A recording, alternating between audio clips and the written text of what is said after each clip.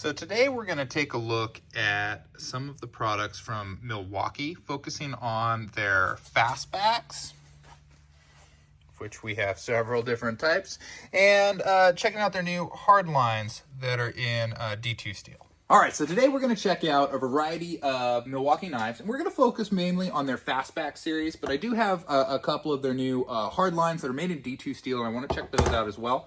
My first Milwaukee Fastback, this one right here, and I put this one in a toolbox, and I carried it from time to time. I used it around the farm and things like that. I just bought it at the register because it was there. It was this cool camo, and I was like, oh, I'll check one of these out. And they're pretty okay. I usually carry a Cold Steel Recon 1 Tonto. This is like a $20 knife. That is like a $200 knife. There's a noticeable difference in quality and things like that. And that's not a big deal. But for a budget EDC option, man, I think these Milwaukee Fastbacks are worth checking out. They come in a variety of styles. Their newest ones look like this, and these are really cool. So this one, I like this one. It has like the clip point. It's got half serration. I like having serration on a EDC knife because it just allows me another thing that I can do. This one is pretty solid. I end up doing a fair amount of prying with knives. So having this bit driver on there, that you can put a flathead back there, and now you have a pretty effective pry tool. This does not feel as durable as say my cold steel, but it does lock, which is kind of nice. But again, the quality for like if you're doing any heavy prying and lifting, you probably don't want to use this, but for most of the stuff you encounter, this is going to be fine. And it does have a little bottle opener on there, so it's pretty cool. Again, this is like $25 knife or so. You can also flip the clip if you want to carry it the other way, so that is nice. I think these are great. Now, something I've even said before is I'm not a fan of the knives like this, these utility knives, these razor blade carriers as EDC, just because with a razor blade, a small knife is okay, but a small knife cannot do what a big knife can do. And a big knife can do big knife stuff, but it can also do small knife stuff. So something like this, to me, is just not enough knife. However, what ended up happening is I bought a TSA confiscated 35-pound lot of knives. And in that lot, I got all these Milwaukee utility blades, and I got the newer version, and I got the even newer version. So I have a ton of them.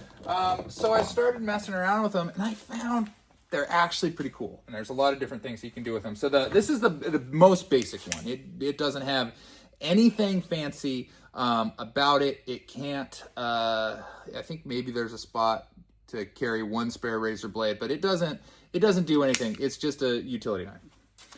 Their next version up, this one here, okay, it has a couple things. It incorporates a cutter on that end, and it does have, I believe, a area to carry a spare razor blade. So it allows you, have a backup blade. It allows you, to have this little cutter. It's all right. But where they really, I think, start to shine is right here. This one I like has someone's name on it. So they had to buy a new one. You got your blade, but then you also have that bit driver pry bar, and that just gives you a lot of different opportunities to engage with your environment and use your EDC. It also has a bottle opener on this end. I think this is a better bottle opener than the one that's on the knife blade. The other thing that you can do is it does have a spot in there that you can carry a spare blade. Something that someone did point out to me, and I don't know how true this is, and I don't know if you would want to try this or not, but if you take the blade out, is it TSA compliant? Some say it is. I don't know. I'm not going to test that theory. All of these ones have blades in them, so there is that, but it is something to consider. Like, you could go from having a knife type tool to a tool type tool. So these ones, they're pretty good. I don't think the utility blade style is a great blade style for everyday carry. But if that is something that you find yourself using a lot, if you do something where you do that, one of these having basically a built-in pry bar and bottle opener and carry a spare blade on it, this is a cool thing. And again, they're cheap. They are cheap. So I have a bunch of those. If you want one, let me know. The other ones that I have that are the just the regular Milwaukees. I have the old kind of standard. This one also came in that lot, and they're fine knives. I like this Hawkbill one. I bought this one particularly to kind of test it against my Fox Knives Karambit. The Fox Knives won, but this actually did pretty darn good. I think these knives that are designed for pull cutting are really good and really effective for self-defense. So if that's something you're interested in, great knife for there. I did carry this one for a tick, just to see how I liked it compared to some of my other tools. In the winter, which we're just coming out of winter right now, but in the winter I wear a vest. I have a lot of stuff, so I have a pry bar and I have some other stuff, so I found this didn't really offer me any advantages. But as I redo my EDC for the warmer weather, I will think about this, because it does let me have a bit driver and have some other options without carrying a whole bunch of stuff. So this is a pretty solid tool. Let's talk about the hard lines, man. Your D2 steel, tool steel, freaking awesome. Greatest steel there is. I love it. It is fantastic. A good D2 steel knife is very, very expensive. Milwaukee this year, they came out with these hard lines. They're these, and they're like $65. Or you can get a 2-pack on sale for $80, which is what I did. And they're great. They are really nice. They're really high quality steel. You've got your traditional there, and this was the one I was really excited about. Half serrated Tonto, baby. Why do I like a half serrated Tonto? Well, I pry with it. I Tonto with it. I like that I have that point. I like that I have that point, and I can saw with it. So this is my cold steel Rig on 1 Tonto. This is what I carry. This is not D2 steel. I think this is like VG10 or something like that. I don't recall. I tell you what it is in another video. I just don't know it off the top of my head at the moment. This is a great knife, but I would love it if it was even more if it was D2 steel. So that's what I was thinking. I'm going to get this Milwaukee one and see what I think.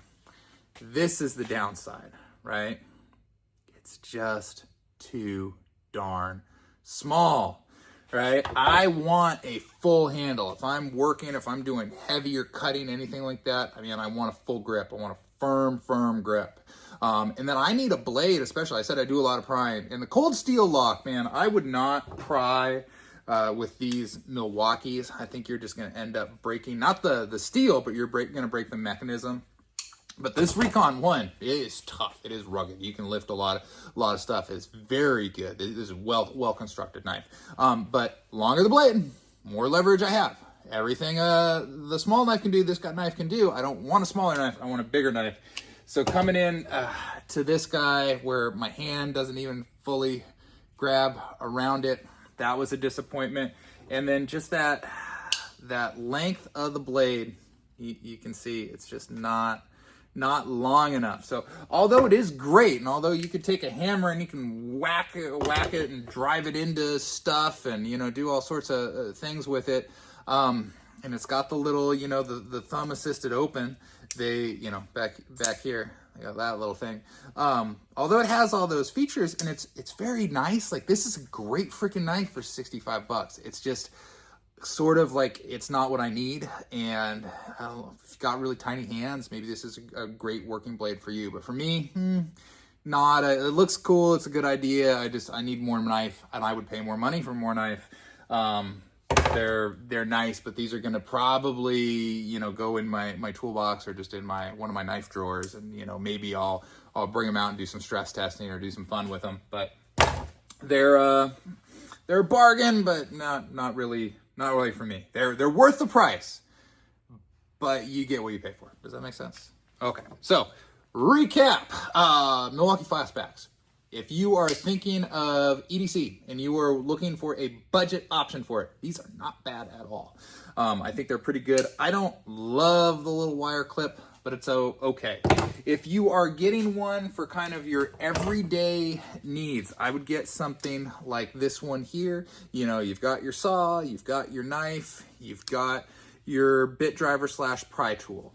Everything locks, which is kind of nice, and you do have the option to change your clip to the other side, and it does incorporate a bottle opener. That's a lot packed into one little tool, packed into not very many dollars. You know, I would consider carrying one of those. If you are one of our friends that is a big fan of utility blades, get one of these, or buy a 35-pound lot of confiscated knives and you'll get like 100 of them. You can carry an extra blade, and it has all the features that I just listed for the other one. I am not a utility knife guy, but if I was, this is what I'd carry. This is great. Again, I think that bottle opener there is really cool. I'm also dry, so I don't drink, so I don't need that or anything, but I think it is cool. It exists. My downside, again, is just kind of the clip. So those are very solid. I think they will treat you right. The other styles are just now, I think, dated, you know. The other thing that's cool about these is hey, that one doesn't have a blade. Your open and close, you know, you can do that one-handed. And that is kind of nice. All your other ones, because you're going to be using them for knife stuff, you can open one-handed, but you got to actually, you know, I guess you could do that one-handed if you're really dexterous, but you're going to close it that way. And then special mention to the Hawkbill here. If you're looking for a self-defense style knife, something that's like, you know, Talon, like a you know, karambit type in action. This is a good budget option to get into. You can you know, go with something like, you know, Fox knives is fantastic. Again, this is like a $200 knife. The one I just showed you, that Milwaukee one, is like a $20 knife. It is still very good. Check out, you know, subscribe to the channel if you're here and you've made it this long. But check out, like, I have a video that compares, you know, different blade cutting styles for self-defense, if that's something that you're interested in. You know, we have some videos where we kind of stress test looking knives. I have a whole video on cold steel knives. I still think that Recon 1 is just, it's great. Again, it's, you know, it's more expensive than the Milwaukee counterparts, but don't be fooled by the D2. It's just too small to really be a good carry knife for you, and I don't know what you're gonna do with it. So great for $65 if you want a very good quality knife you'll never use. So buy a Fastback, don't buy the Hardline.